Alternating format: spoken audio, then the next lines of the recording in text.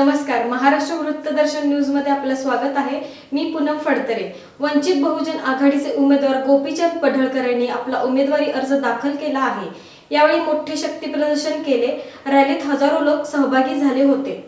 सांगली लोकसभा मतदारसंघातून वंचित बहुजन आघाडीचे उमेदवार गोपीचंद पडळकर यांनी आज उमेदवारी अर्ज दाखल केला। पडळकर यांनी मोठे शक्ती प्रदर्शन करत उमेदवारी अर्ज दाखल केला आहे। गोपीचंद पडळकर यांच्या सोबत माजी आमदार प्रकाश शेंडगे, धनगर समाजाचे नेते जयसिंग शेंडगे, सुकुमार कांबळे आणि नाना वाघमारे उपस्थित होते। त्यानंतर काढलेल्या रॅलीत हजारो लोक सहभागी झाले होते।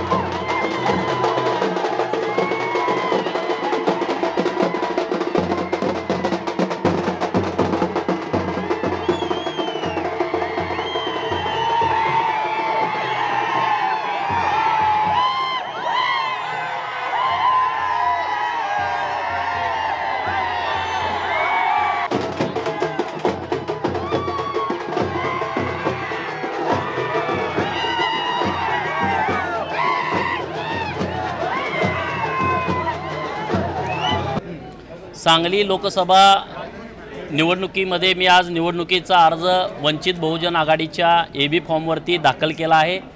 अर्ज भरताना आमच्या समाजाचे नेते प्रकाशांना शेंडगे, आमचे नेते जयसिंग तात्या शेंडगे, शकीलबाई पिरजादे MIMचे, नानासाहेब वाघमारे, सचिन माळी वंचित बहुजन आघाडीचे, सुहास पाटील अशी सर्व मंडळी यांच्या उपस्थितीमध्ये अर्ज दाखल केलेला आहे। आणि खऱ्या अर्थानं आता आजपासून सांगली जिल्ह्यामध्ये लोकशाहीचा शुभारंभ होईल असा माझ्यासारख्या कार्यकर्त्याला विश्वास वाटतो। घराणेशाहीच्या अस्ताची आणि लोकशाहीच्या शुभारंभाची ही सुरुवात आज सांगलीतून होते।